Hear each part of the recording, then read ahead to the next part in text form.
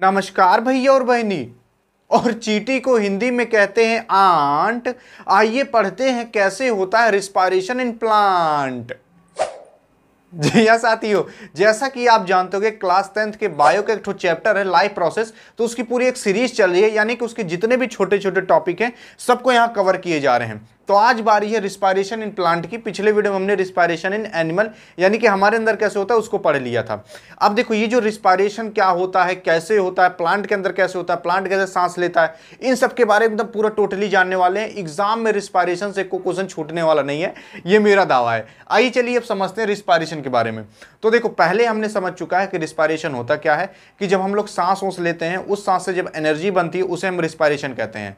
अब ये जो रिस्पायरेशन होता है वो दो प्रकार का होता है, एक होता है एरोबिक, एक होता है एनारोबिक। तो हम क्या पढ़ रहे हैं, हम पढ़ रहे हैं अभी एरोबिक के बारे में। एरोबिक का मतलब क्या होता है, अब आप मूड़ी खजुआरोगे इसलिए यार कह रहा हूं पहले वीडियो देख लो एरोबिक और एनारोबिक के बारे में। जैसा कि आप जानते हो कि हम लोग क्या करते हैं, ऐसे सांस लेते हैं और उस सांस में क्या होता है, ऑक्सीजन होता है। तो जब ऑक्सीजन हमारे फेफड़े में जाता है, फेफड़े से कहीं और भी जाता है, तो वहाँ क्या होता है, एनर्जी बनने लगती है, उसे हम कहते हैं एरोबिक रिस्पायरेशन। तो उसी के ही बारे में आज हमें प्लांट के अंदर पढ़ना है कि जैसे हम लोग सांस लेते हैं तो हमारे फेफड़े में जाता है, तो वैसे प्लांट सांस लेता है उसके कहाँ जाता है, कैसे उससे एनर्जी बनती है, इसके बारे में। तो देखो ये जो रिस्पायरेशन इन प्लांट है ये भी एरोबिक रिस्पायरेशन में आता है। अब ये होता कैसे, अब इसको समझते हैं। जैसा कि जानते हो कि जो प्लांट होता है उसके अंदर पाया जाता है स्टोमेटा। स्टोमेटा कुछ इस तरीके से दिखता है, लेकिन हालांकि रियल में कुछ इस तरीके से दिखता है। ये जो स्टोमेटा रहता है ये खुलता और बंद होता है। खुलने बंद होने का मतलब देखो कि बीच में स्पेस है, तो जब ये खुलता है तो ऐसे स्पेस हो जाता है, बंद होता है तो ऐसे स्पेस बंद हो जाता है। तो ये जो स्टोमेटा होता है ये प्लांट का जो पत्ती होता है ना, पत्ती की जो नीचे वाली सतह होती है उसमें पाया जाता है। अगर ये आप स्टोमेटा देखना भी चाहते हो तो आप इसको माइक्रोस्कोप से देख सकते हो, और अगर आपको बिना माइक्रोस्कोप के देखना है तो आप आम की पत्ती लो। आम की पत्ती के से पीछे वाले देखोगे ना, हल्का हल्का आपको दिख सकता है, जिसकी आंख बहुत ज़्यादा तेज होगी तो आप आम वाली पत्ती में देख सकते हो, थोड़ा बहुत देख सकते हो, ऐसा नहीं पूरा देख सकते हो। अब देखो ये जो स्टोमेटा रहता है, ये स्टोमेटा भैया बहुत ज़्यादा छोटा होता है, बहुत सारे होते हैं एक पत्ती में ही, ठीक है। ये जो स्टोमेटा रहता है यही सांस लेने का काम कराता है पेड़ को। अब कैसे कराता है इसको समझ लेते हैं। देखो ये जो स्टोमेटा रहता है, सबसे पहले इसको समझते हैं ये होता क्या, इसके अंदर पाया क्या जाता है। तो ये जो स्टोमेटा रहता है, देखोगे जो किनारे किनारे बाउंड्री लगी है ना, इसे हम कहते हैं एपिडर्मिस सेल। और देखोगे ये जो अंदर ये जो ऐसे गोल गोल का बना है इसको हम कहते हैं क्लोरोप्लास्ट। ये गोल गोल का जो खूब ढेर कुल्ले बना है, ये जो क्लोरोप्लास्ट होता है ये हरा कलर का होता है, इसी के अंदर क्लोरोफिल पाया जाता है। क्लोरोफिल जैसा कि जानते हो कि जो सनलाइट आता है उसको कैच करने का काम करता है, तो वो क्लोरोफिल इस क्लोरोप्लास्ट के अंदर होता है, यानी इसके भी अंदर ऐसे छोटे छोटे होते हैं। अब देखो ये जो आप ऐसे देख रहे हो बीज टाइप का ना, एक ठो ये एक ठो ये, तो ये जो बीज टाइप का इसको हम कहते हैं गार्ड सेल। ये गार्ड सेल का ही काम होता है कि ऐसे खुलता है और बंद होता है। तो जब ये खुलता है तो इस तरीके से खुल जाता है बीच में, और इस स्पेस को हम कहते हैं स्टोमेटल स्पोर। पोर का मतलब क्या होता है, छेद। तो यहाँ देखोगे छेद हुआ तो इसलिए इसको हम स्टोमेटल पोर कहते हैं। अब देखो ये खुलता क्यों है, तो देखो जब आप सांस लेते हो तो ऐसे लेते हो ना, तो ऐसे लेते हो, तो ये क्या करता है, जब सांस लेता है तो इसको खोल लेता है और सांस पूरी ले लेता है। उसके बाद जब बंद होता है, यानी कि जब ऐसे उसको सांस रोकना रहता है अंदर, तो इसको बंद कर लेता है ताकि ससिया बाहर ना जा पाए। फिर सांस लेना है, इसको खोल लेगा, फिर सांस को रोकना है तो इसको बंद कर लेगा इस पोर को। समझ रहे हो ना, कुछ इस तरीके से रियल में दिखता है। तो आप स्टोमेटा के बारे में तो जान के यही सांस लेने का काम कराता है। लेकिन एक बार यार अपना मूड़ी खजुआ और अपने पेट से सोचो कि कभी कभार आप देखोगे पतझड़ के मौसम में जो पत्ती रहती है वो पेड़ की पूरी तरह झड़ जाती है, लेकिन जो प्लांट रहता है फिर भी वो जिंदा रहता है। क्या बिना सांस जिंदा रह लेता है? तो बिना सांस के जिंदा नहीं रहता है, क्योंकि जो प्लांट रहता है वो बहुत जगह से सांस ले सकता है। जैसे कि स्टोमेटा इन लीफ, यानी जो स्टोमेटा में लीफ है उससे तो सांस लेता ही है, प्लस ये भैया लेंटिसेल्स इन स्टेम में भी लेता है। यानी कि जो स्टेम यानी तना होता है उसमें लेंटिसेल पाई जाती हैं, उन्हीं से ये क्या करता है, सांस ले लेता है जब पत्ती नहीं रहती। और सरफेस ऑफ रूट यानी जो प्लांट का रूट है उससे भी ये सांस ले सकता है। तो देखोगे भगवान ने क्या किया है, इन लोग को 3 जगह सांस लेने की जगह बनाई है। अब भगवान ने यार नाइंसाफ़ी कर दिया, हम लोग को खाली इतना छेद दिए हैं लेकिन एक के छेद से ही हम सांस ले पाते हैं, सॉरी 2 छेद से। और लेकिन प्लांट को देखोगे मजिक जगह से दे दिए हैं। अब भैया जैसे जुकाम उखाम होता तो कहीं और से सांस ले लेते, क्या करें। अब देखो अब समझते हैं कि किस तरीके से होता है रिस्पायरेशन प्लांट के अंदर। रिस्पायरेशन का मतलब क्या है कि भैया जब आप सांस लोगे उस सांस से एनर्जी बनाना, उसी को हम रिस्पायरेशन कहते हैं। देखो अब यहाँ पर अगर आप बुक की भाषा में देखोगे तो बहुत कठिन लगेगा, लेकिन नीचे अभी जब हम समझेंगे तो बहुत आसान हो जाएगा। देखो during respiration plant absorb oxygen, यानी जब रिस्पायरेशन होता है तो जो प्लांट होता है वो ऑक्सीजन को एब्जॉर्ब करता है, यानी कि ऐसे करके ऑक्सीजन को ले लेता है अंदर।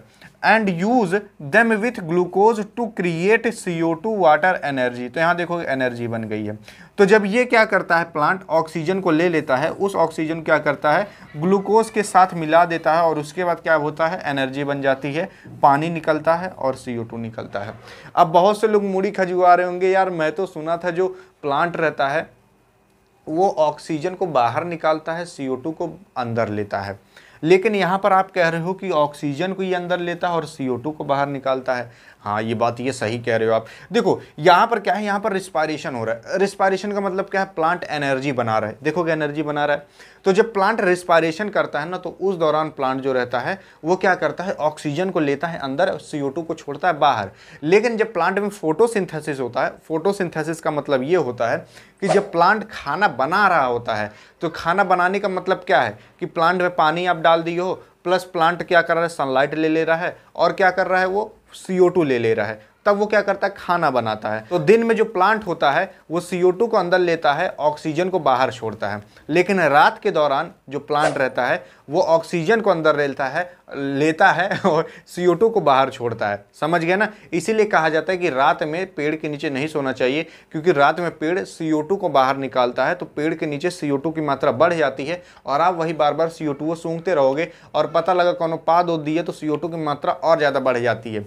इसीलिए प्लांट के नीचे रात को नहीं सोना चाहिए, क्योंकि रात में जो प्लांट रहता है वो ऑक्सीजन को लेता है और CO2 को बाहर छोड़ता है। समझ गए। लेकिन दिन के दौरान जब फोटोसिंथेसिस हो रहा होता है, फोटोसिंथेसिस का मतलब ये है कि जब सनलाइट पड़ रही होती है प्लांट पे, घाम पड़ रहा होता है, उस दौरान प्लांट खाना बनाता है, और जब वो खाना बनाता है तब वो CO2 को अंदर लेता है और ऑक्सीजन को बाहर छोड़ता है। तो यहाँ पर देखोगे रिस्पायरेशन हो रहा है, तो यहाँ पर क्या करेगा, ये ऑक्सीजन को अंदर लेगा और कार्बन डाइऑक्साइड यानी CO2 को बाहर छोड़ेगा। तो अब देखो कैसे होता है, किस तरीके से एनर्जी बनाता है, इसको डिटेल में समझते हैं। जैसा कि मान लो जो खाना है उसने बना लिया, खाने का मतलब होता है भैया, अगर आप देखोगे बायोलॉजिक भाषा में उसको हम ग्लूकोज भी कहते हैं। ग्लूकोज का मतलब सिंपल से ये भी समझ लो, देखो जब कौन लड़का लड़की छोड़ चला जाता है ना, तो 2-3 दिन तक खाना नहीं खाते, तो उनके अंदर शरीर के अंदर किस चीज़ कमी हो जाती है, ग्लूकोज की कमी हो जाती है। ग्लूकोज किससे मिलता है, खाने से मिलता है। तो ये लोग प्लांट लोग क्या करते हैं, ग्लूकोज ना खुद ही बना लेते हैं। कैसे बनाते हैं भाई, ये सनलाइट ले लेते हैं, पानी ले लेते हैं, और कहाँ CO2 ले लेते हैं, तो ये लोग ग्लूकोज बना लिए। ग्लूकोज का फॉर्मूला होता है C6H12O6। अब इसको यार चाहे अपना नाक रगड़ के, चाहे मूड रगड़ के, कुछ भी रगड़ के याद कर लेना। ग्लूकोज का फुल फॉर्म होता है C6H12O6। ठीक है। अब देखो ये जो ग्लूकोज है, जब ये ऑक्सीजन के साथ मिल जाता है, यानी ऑक्सीजन जब इसमें आ जाता है, तब यही चीज़ ये पूरी क्या होती है, टूट जाती है। और किस में टूट जाती है, टूट जाती है CO2 में, H2O यानी पानी में, और एनर्जी में। तो यहाँ देखोगे जो प्लांट है उसने ग्लूकोज और ऑक्सीजन को मिलाकर एनर्जी बना लिया, यानी कि भैया ग्लूकोजवा रहीन की क्या करेगा जब एनर्जी नहीं मिलेगी उससे, इसीलिए क्या करता है ये ग्लूकोज को तोड़ देता है और एनर्जी बना लेता है। तोड़ता किसके माध्यम से, ऑक्सीजन के माध्यम से। सिंपल सी बात है। तो अब ये देखोगे यहाँ CO2 निकल रहा है, लगभग ये चीज़ ये रात में होती है, इसीलिए रात में क्या होता है, प्लांट के नीचे नहीं सोना चाहिए, क्योंकि प्लांट के नीचे CO2 आने लगता है। अब ऐसा नहीं, एक तुलसी की पेड़ के बगल भी नहीं सो सकते। अब तुलसी के पेड़ कितना ही CO2 निकालेगा यार। देखो ये हो गया CO2 और वाटर जब प्लांट में ज़्यादा हो जाता है तो इसी स्टोमेटा के थ्रू वो निकाल देता है। जैसे भलभला का अब उसमें पनीर डाल दियो प्लांट में, तो प्लांट कुछ मात्रा में जो पानी रहता है उसको निकाल भी देता है इसी स्टोमेटा के थ्रू। ये भी जान जाओ, ये जो छेदवा है ना, इसी के माध्यम से निकल जाता है प्लांट में से जो एक्स्ट्रा पानी रहता है। तो ऑक्सीजन मान लो ज़्यादा हो गया और वाटर मान लो H2O ज़्यादा हो गया तो उसको निकाल देगा।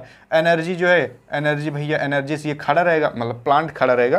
तो आप समझ रहे हो। अगर आपको ये पूरा लाइफ प्रोसेस एक वीडियो में देखना तो यहाँ पर आप क्लिक करके देख सकते हो। आई होप आप समझोगे इस वीडियो के बारे में। तो यहाँ पर होती वीडियो एंड। वीडियो पसंद आए हो तो करिएगा अपने मौसा के पास सेंड, ताकि वो भी कुछ पढ़ लें। नहीं तो रिजल्ट आता तुरंत फ़ोन करते हैं कितना नंबर आया, पढ़ेंगे तो पता लगेगा कैसे होता है। आई होप आप समझोगे। मिलेंगे नेक्स्ट वीडियो में, तब तक के लिए जय हिंद और जय भारत।